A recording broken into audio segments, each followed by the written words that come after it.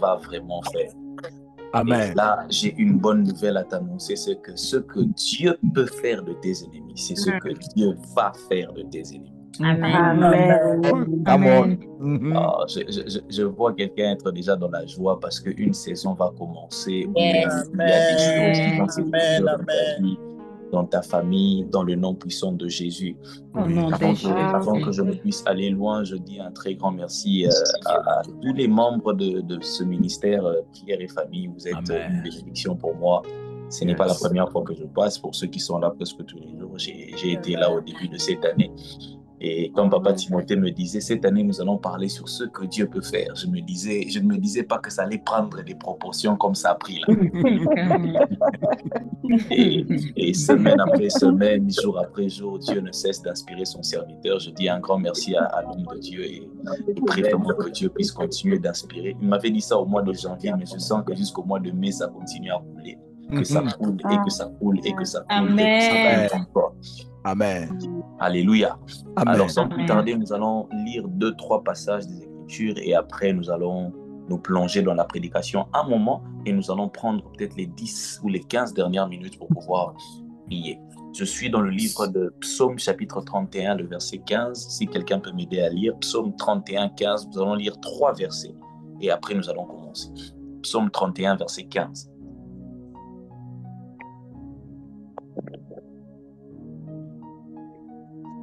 Psaume 31, verset 15. Ouais. Mais en toi que je me confie, en toi je me confie, ô Éternel. Ô Éternel. J'ai dit, tu es mon Dieu. Amen. Ça se limite là, Psaume 31, 15? Yes.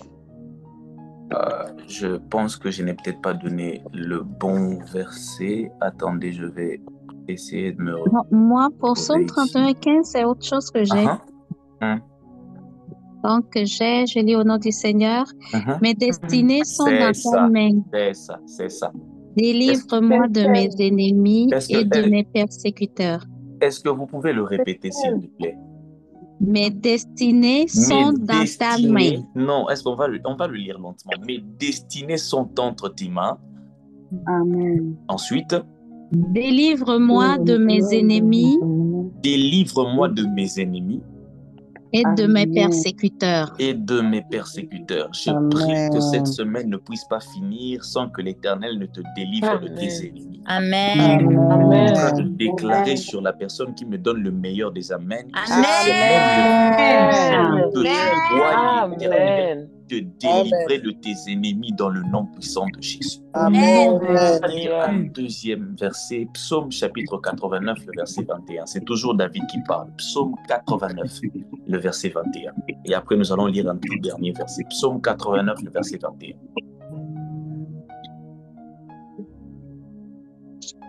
Psaume 89, verset 21 dit: Ma main les soutiendra et mon bras les fortifiera. Là, c'est l'Éternel qui le parle, qui est en train de parler. Est-ce que vous pouvez lire le verset d'avant? Au lieu de dire le verset 21, lisez le verset 20 chez vous. Psaume 89, le verset 20.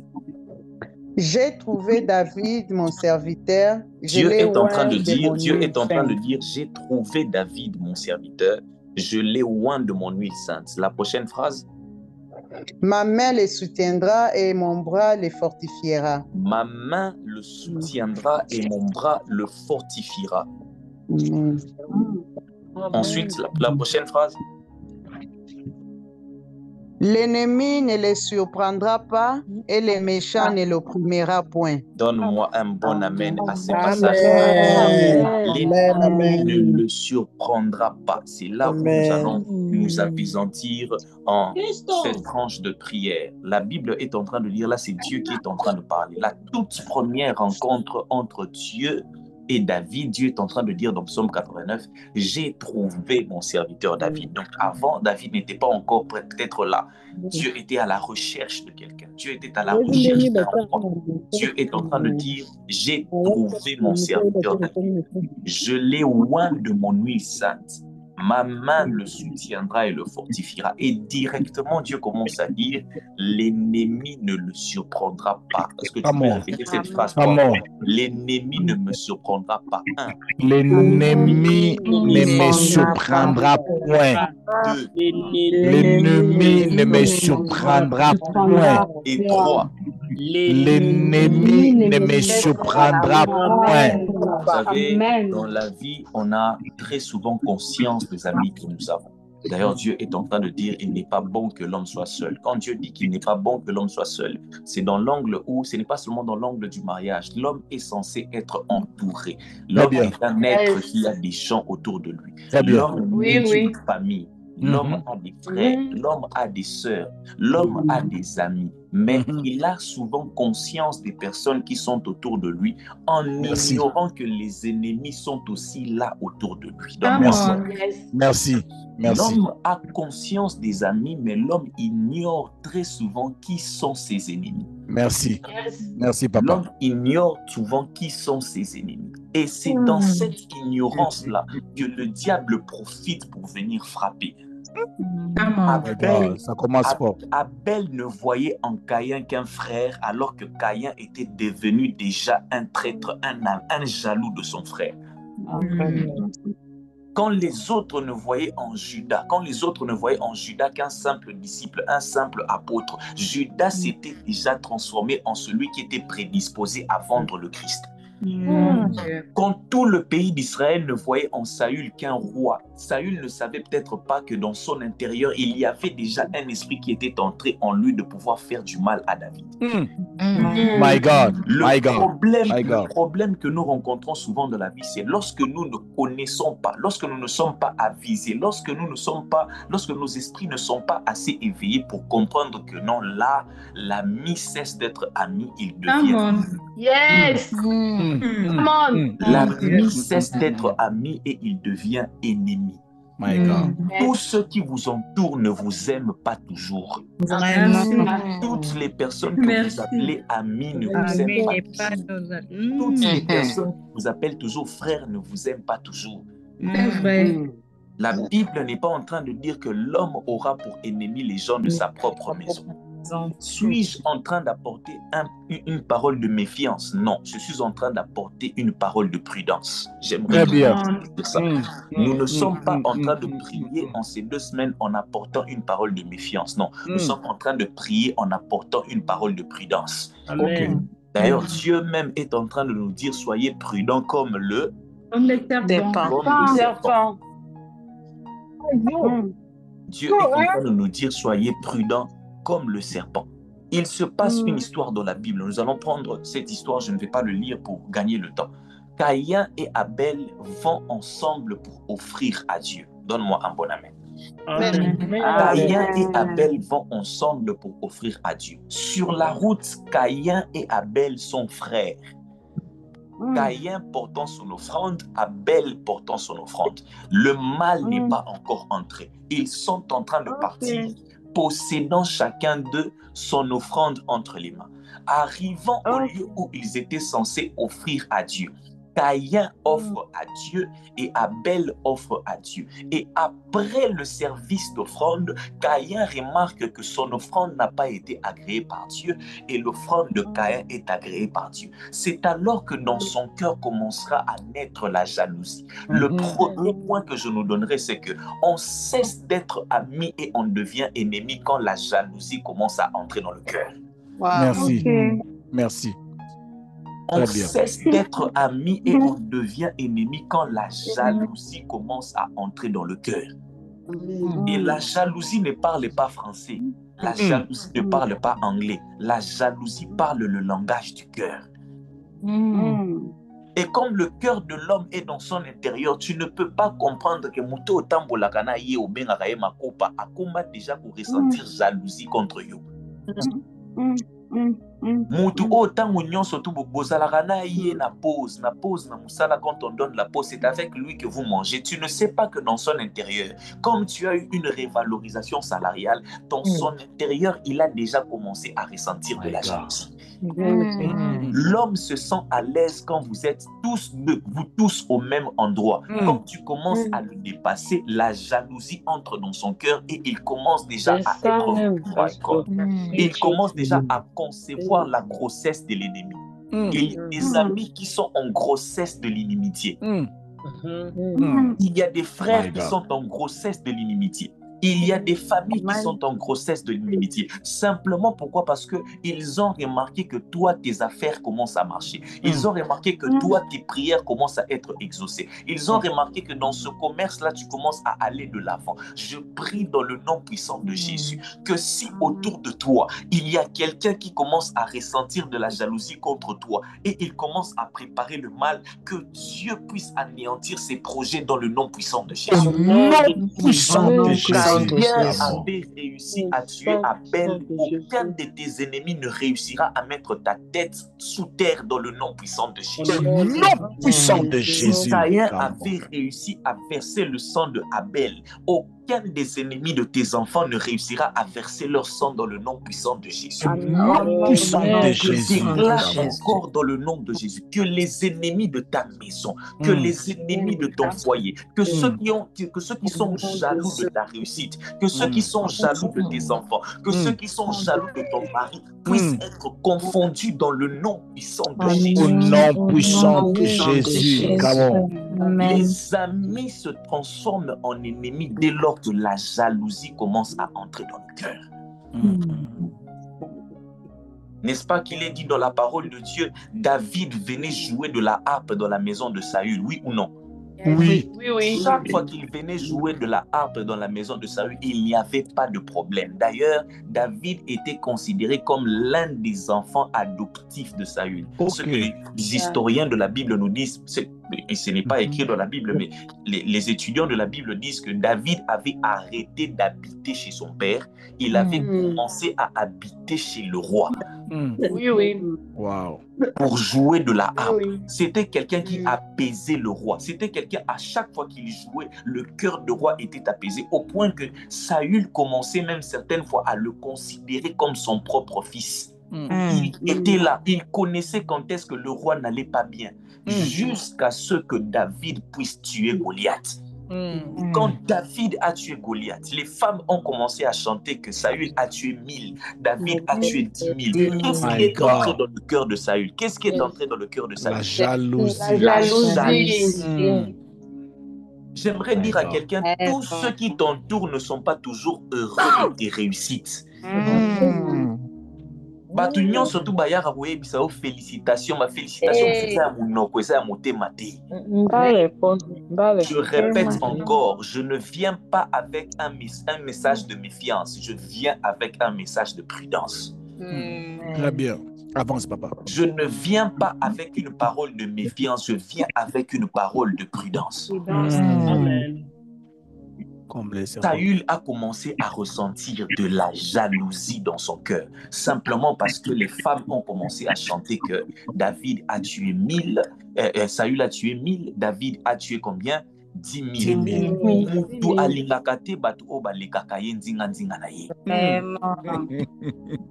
La chair de l'homme n'est pas prête à supporter le succès de son voisin. Répétez, pardon. Pardon, papa? Répétez, s'il vous plaît. La chair de l'homme n'est pas prête à supporter le succès de son prochain. Même nous qui sommes en train de prier là, nous les enfants de Dieu, si nous supportons le succès des autres, c'est simplement parce que le Saint-Esprit est en nous. Wow.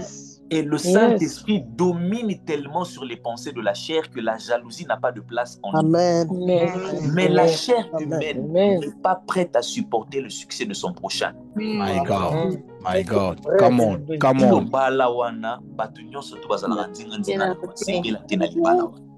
J'aimerais dire la vérité. Tu as reçu ton visa, tu es sorti à l'extérieur du pays. Tout le monde n'est pas content de ça. Quand tu vas au travail le matin, tu rentres le soir, tout le monde n'est pas content de ça.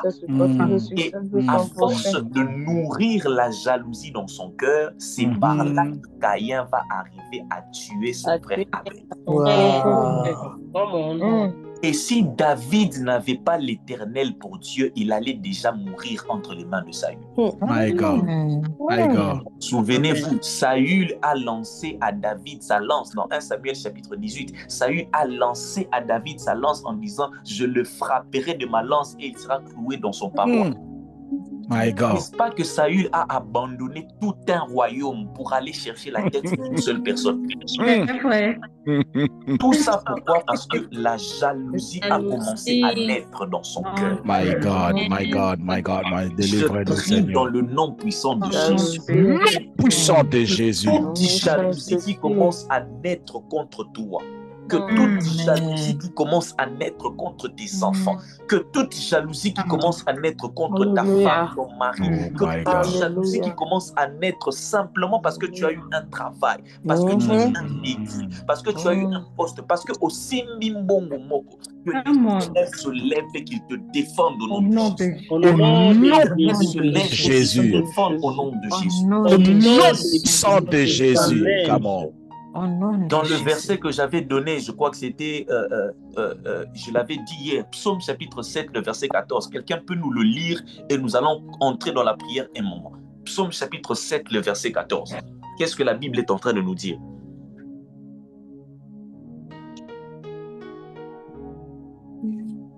Psaume 7, verset 14. Marika Lavadesha Delibrai. Je le lis au nom du Seigneur. Psaume 7. Lisez ça lentement. Psaume chapitre 7, verset 14. Lisez cela lentement. D'accord. Il dirige sur lui des traits meurtriers.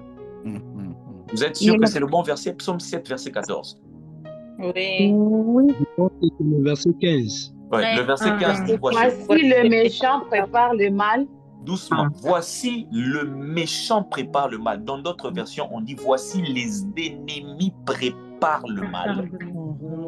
Il conçoit l'iniquité. Il conçoit l'iniquité. Et il enfante les néants. Et il enfante le néant. Amen. Wow. My God. My God. My God. Dans ma version à moi, on dit voici l'ennemi conçoit le mal. Il prépare l'iniquité. Et il enfante le néant. My God, my God, my God, si my God. L'ennemi conçoit le mal, chaque mot dans ce verset est choisi à dessein.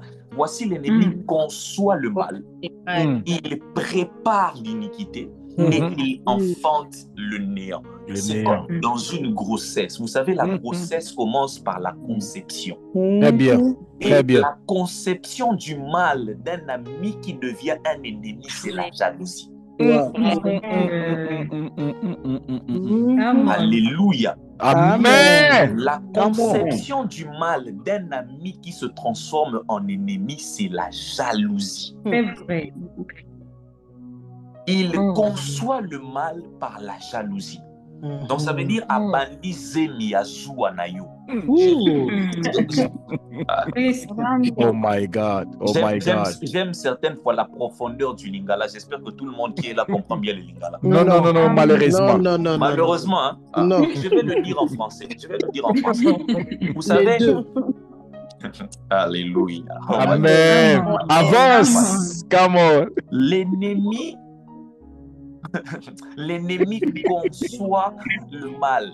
Donc ça veut dire, vous voyez dans la processus de la naissance, les gens voient l'enfant qui est né. Ils viennent assister à la naissance de l'enfant, mais n'ont pas assisté à la conception de cet enfant.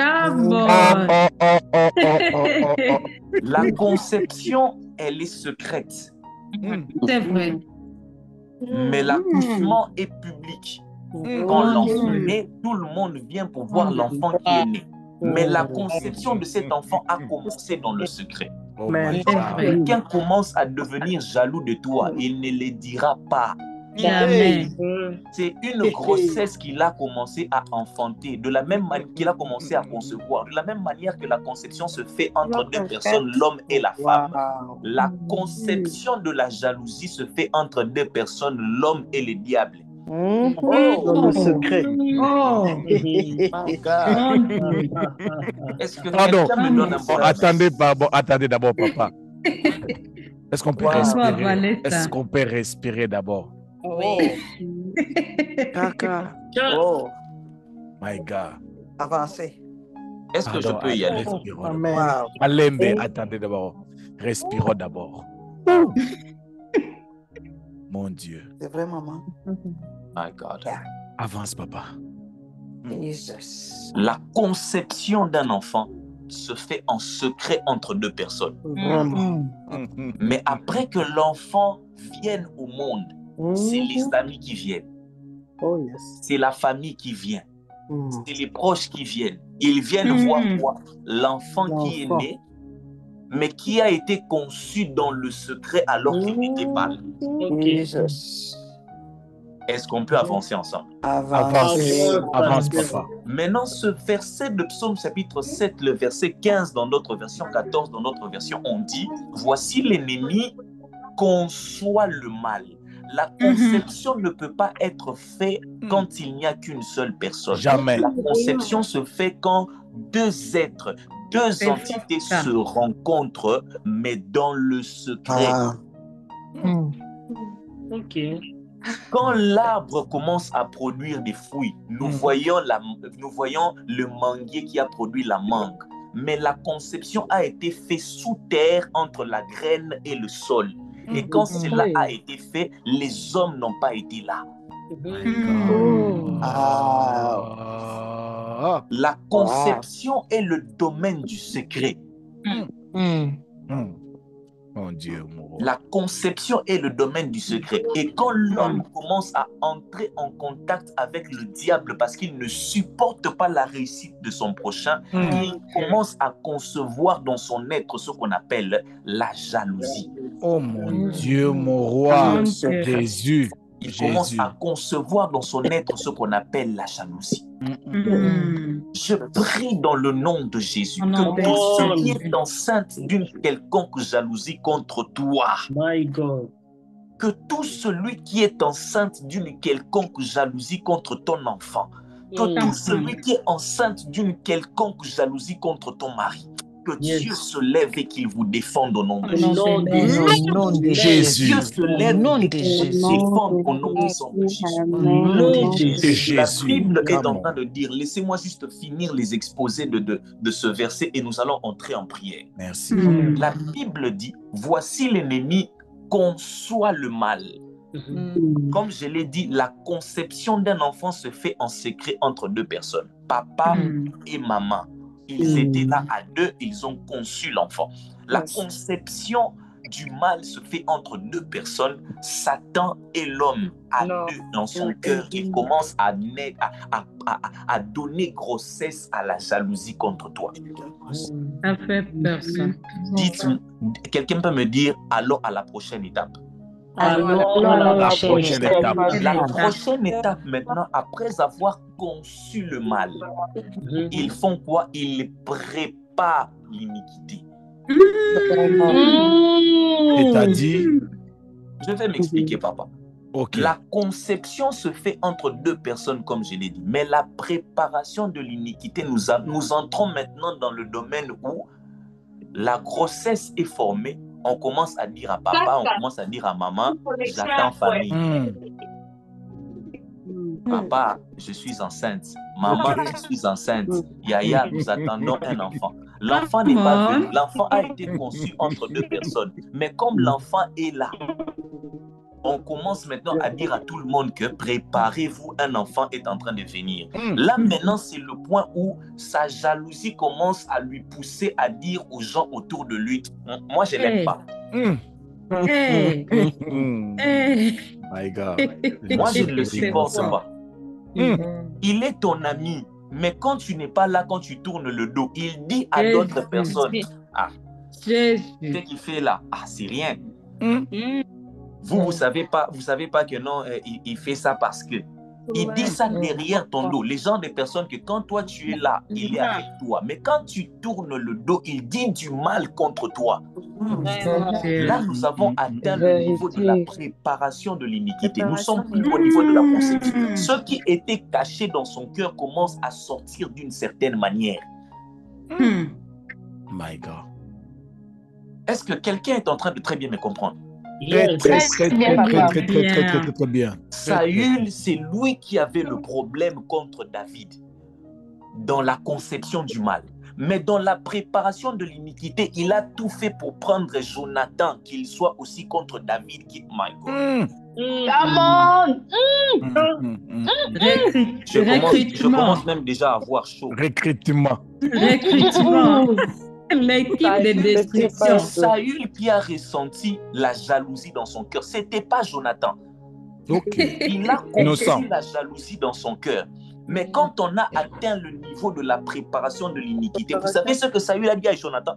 Il a dit à Jonathan, tant que le fils d'Isaïe sera en vie, il n'y aura pas de paix pour ta royauté. Jésus. Quand la jalousie commence, quand la conception atteint maintenant le degré de la préparation, nous entrons maintenant dans le domaine qu'on appelle le domaine du virus. Wow! My God. Come on. Est-ce qu'on peut d'abord acclamer? Quelqu'un est en train de me suivre. Amen. Très bien. Le domaine du virus, c'est le domaine où tu ne sais pas, mais un ami à toi a déjà commencé à faire une propagande contre toi. Yes. Jésus. Alléluia. Amen. Amen. Il a commencé à faire une propagande contre toi. Et d'ailleurs, même ça, je bénis Dieu, je suis en train de voir le verset qui est épinglé ici. Voici le méchant prépare le mal, il conçoit l'iniquité. Pardonnez-moi, j'ai connu un petit... Ça va mieux maintenant, vous me voyez? Très bien. Très bien. Super. Voici, le méchant prépare le mal, il conçoit l'iniquité et il enfante le néant. Même si dans cette version, c'est interverti, mais nous savons tous que la conception, c'est ce qui est à la base et au commencement de toute chose. Yes. Come on. Alléluia. Come on. On atteint maintenant le niveau de la préparation. Oui, ils peuvent se réunir à 2, ils peuvent se réunir à 3, cherchant à te nuire. Dans le nom puissant de Jésus, leurs projets ne marcheront pas. Au nom de Jésus. Leurs projets ne marcheront pas au nom puissant de Jésus. Au nom de Jésus. Maintenant, après avoir conçu à 2, préparé à plusieurs. Maintenant, oh my God. Oh, oh yes, oh my God. Quand maintenant ils commencent à attendre le résultat de tout le travail qu'ils ont eu à faire. Ok. C'est là que Dieu se lève. C'est que Dieu peut faire. Vient de dire, hein. Ils font quoi? Ils enfantent. Les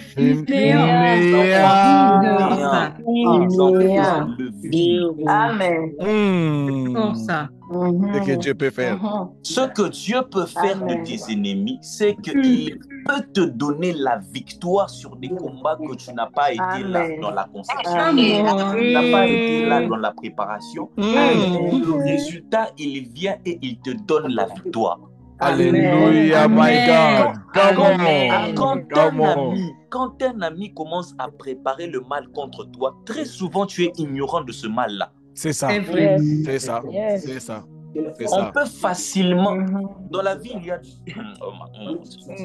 il y a 2 sortes d'ennemis. Répète après moi, 2 sortes d'ennemis. 2 sortes d'ennemis. Il y a 2 sortes d'ennemis. Il y a des ennemis qui se prononcent. Il est venu en disant, moi, je ne t'aime pas. Ces ennemis-là sont faciles à gérer. C'est vrai. Celui qui est déjà venu en disant que non, moi, je ne t'aime pas. Moi, je ne supporte pas celui-là. Moi, cette histoire-là, moi, je n'aime. Ces genres de personnes sont faciles à gérer. Parce qu'on sait déjà qu'il s'est prononcé. Je sais comment prendre mes dispositions face à cette personne-là. Chez lui, je ne partirai pas. S'il me donne la nourriture, je ne mangerai pas. Il me donne à boire, je ne boirai pas. Mes enfants n'iront jamais chez eux. Pourquoi? Parce que je sais déjà que cette personne-là ne m'aime pas. Très bien. Très bien. La deuxième catégorie des ennemis, c'est maintenant les ennemis sournois, les ennemis discrets. Ce sont les ennemis que nous appelons frères alors qu'ils ne sont pas. Ce sont des ennemis que nous appelons amis alors qu'ils sont des ennemis. Ce sont eux les ennemis les plus dangereux. Parce que quand il te donnera un verre empoisonné, tu vas boire en te disant que non, c'est qui? C'est mon ami. Le verre qu'il est en train de te tendre là, ce n'est pas l'eau, c'est la mort. Et son marin. Macasse. Pasteur Timothée. Oui, papa. Jésus n'avait pas donné la caisse à Judas pour le tenter. Ok. Jésus avait donné la caisse à Judas parce qu'il l'aimait. Très bien. Mon Dieu.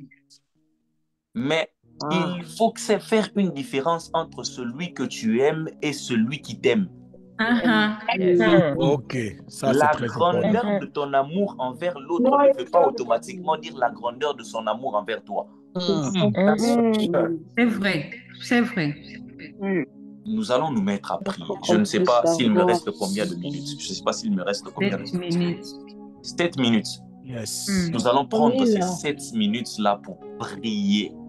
Tu vas simplement commencer à dire, Seigneur des armées, qu'autour de moi qu'il y ait des gens qui conçoivent la jalousie. My God. Qu'autour de moi qu'il y ait des gens qui préparent le mal.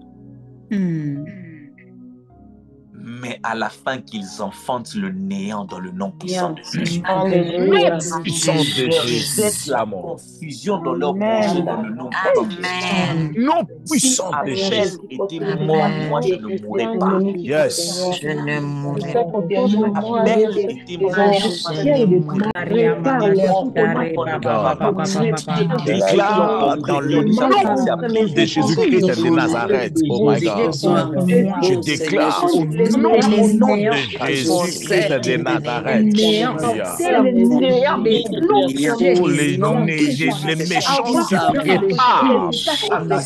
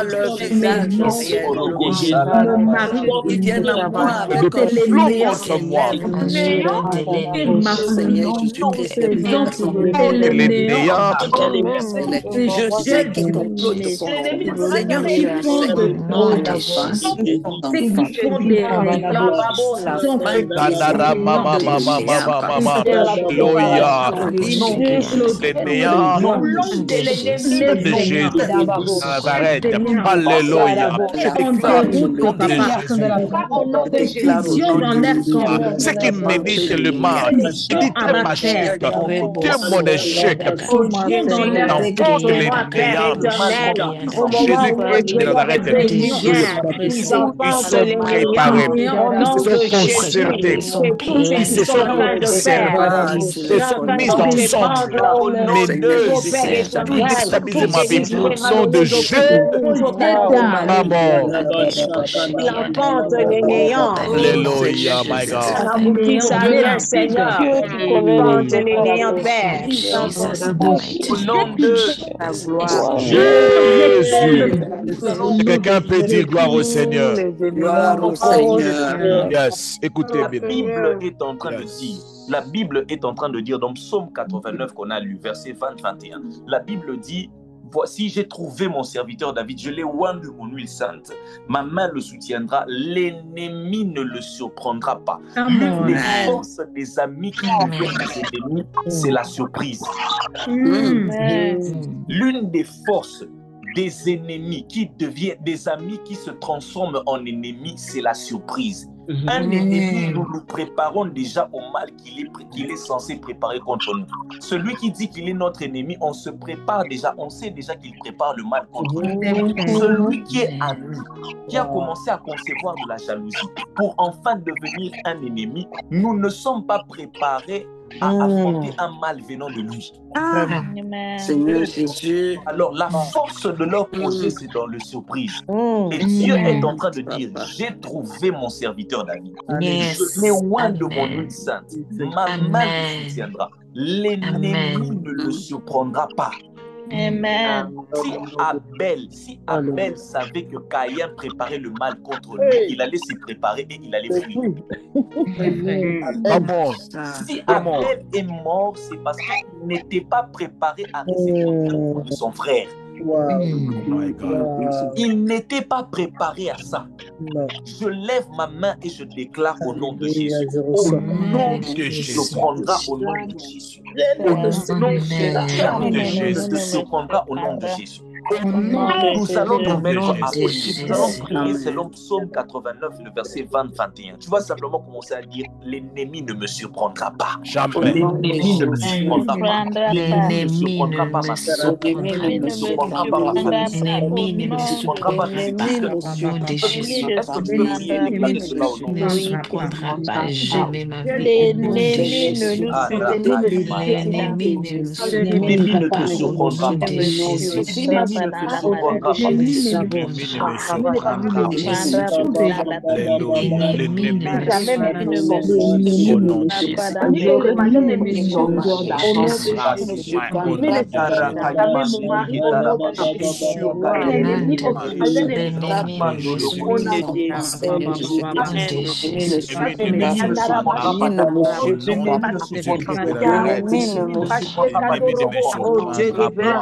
L'ennemi ne me surprendra pas. Ne me surprendra pas. Nos échecs ne me surprendront pas. On ne me surprendront pas. Au nom de Jésus, je le déclare, je le décrète, je le déclare, je le décrète dans le nom de Jésus. L'ennemi ne me surprendra pas. Ne me surprendra pas. Ne me surprendra pas. Au nom de Jésus, au nom de Jésus. Dieu de gloire, je m'élève en ton nom, élève en gloire, en cet après-midi, que l'ennemi ne me surprendra pas, ne me surprendra pas, même éternel Dieu, ton aide, et de ma tombe dans les nuages, je déclare au nom de Jésus, tu ne me surprendras pas, je le déclare, et je le confesse, ne me surprendra pas, l'ennemi ne me surprendra pas, dans tous les sens, oh Dieu, dans ton éternel, je déclare au Dieu de gloire, ne me surprendra pas, Jésus, dans les noms puissants de Jésus, contre toi, oh Dieu, et dans ta mort, je déclare au Père que l'ennemi ne me surprendra pas, peu importe au Dieu de gloire, peu importe au Dieu de gloire, en train de m'annoncer, porte-moi, Père éternel, le Dieu, déclare au Père, ne me surprendra pas, l'ennemi ne me surprendra pas, au nom de Jésus, le Père, Père éternel, le Dieu, qui donne les noms néants. Deviennent mes ennemis, ne me surprendront pas. Alléluia.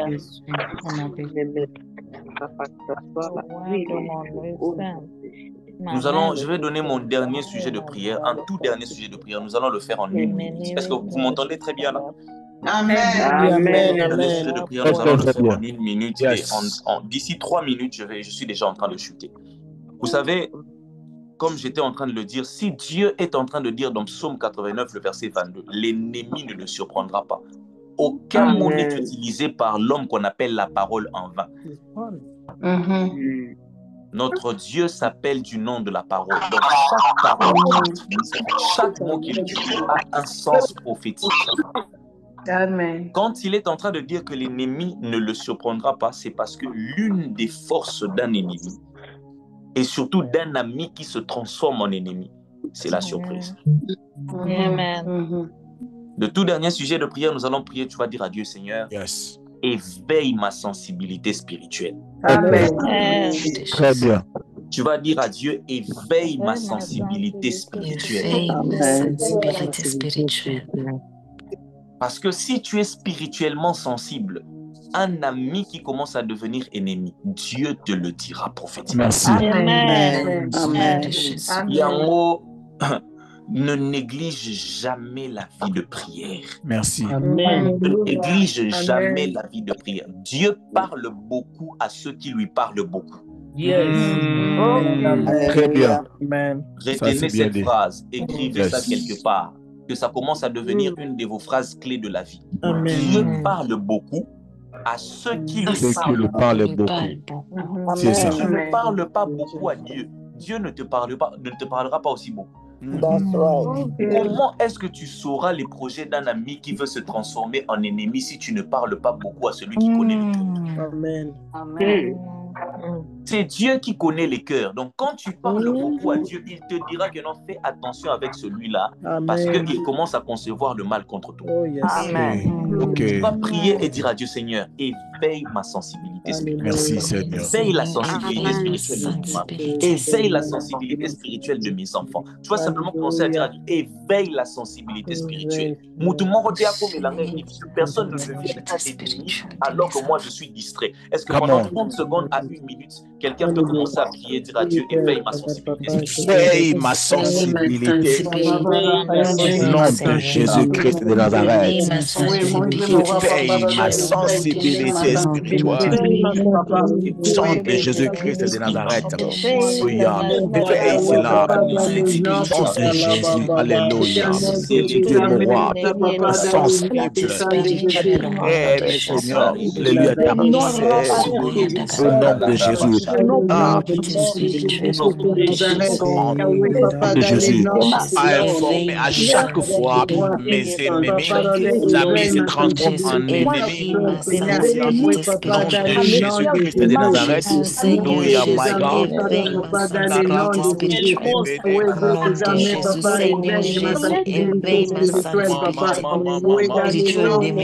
Au nom de Jésus,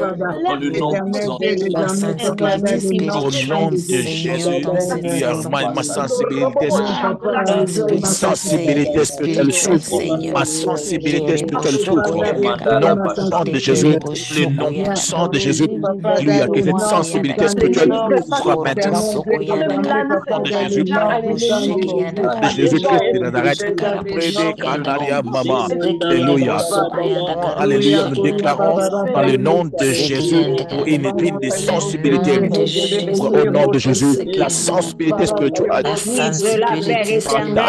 sensibilité spirituelle au nom de Jésus. Come on. Yes. Alléluia. Yes. Amen. Au nom de Jésus. Yes. Alléluia. Amen. J'aimerais prendre les 2 dernières minutes pour dire ce qui suit. Vraiment, je bénis Dieu pour la sensibilité de l'homme de Dieu, le pasteur Timothée.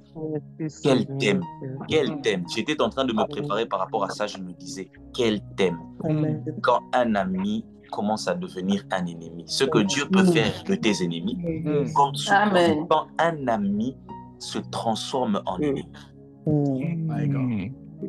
Vous savez, dans l'histoire de l'Afrique, pour ceux qui connaissent, il y a eu un président au Burkina Faso qui s'appelait Thomas Sankara.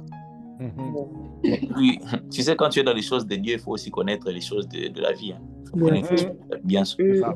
Thomas Sankara était un président, il avait un meilleur ami. Son meilleur ami s'appelait Blaise Compaoré. Il était tellement ami avec ce dernier qu'un jour, on lui a posé la question. On lui a dit, est-ce que tu ne sais pas que ton ami, celui que tu appelles ton ami là, il commence déjà à préparer le mal contre toi? Vous savez ce qu'il a dit? Pasteur Timothée. Il a dit, si Blaise commence à préparer du mal contre moi, donc s'il commence à fomenter un coup d'état contre moi, c'est que je suis déjà mort. Il a dit, si Blaise commence à fomenter un coup d'État contre moi, sachez que je suis déjà mort. Parce qu'il était tellement proche de cet ami-là. Mais une chose, c'est que, et c'est ce qui s'est passé, la fameuse personne, son ami, a fomenté un coup d'État contre lui et l'a tué. Il est devenu président à sa place. Ce que je veux que nous puissions retenir ici, quand nous allons finir, je veux que tu retiennes ça. Et même jusqu'à ce que nous puissions revenir encore dans les prochaines séances, c'est qu'il faut retenir que ce thème n'est pas un message de méfiance, mais c'est un message de prudence. Amen. Alléluia. Amen. Ce n'est pas un message de méfiance, c'est un message de prudence. Yes. Que Dieu puisse vous ouvrir les yeux dans le nom puissant de Jésus. Amen. Et il faut savoir que la conception qui fait en sorte que l'ennemi que l'ami puisse se transformer en ennemi commence avec la grossesse de la jalousie. Et dans les prochains jours, nous allons voir quand ça atteint le niveau de la préparation de la trahison. Wow. Alléluia. Amen. Parce que on ne devient pas ami en ennemi du jour au lendemain. Ok. On ne devient pas ami en ennemi du jour au lendemain. Non. On commence d'abord par concevoir dans le secret la jalousie qui est issue d'une convoitise et qui amènera l'autre à préparer une trahison. Je garde pour les jours qui vont suivre. En tout cas, nous bénissons Dieu. Gloire soit rendue à Dieu. Merci beaucoup, Pasteur Timothée. Merci beaucoup. Amen.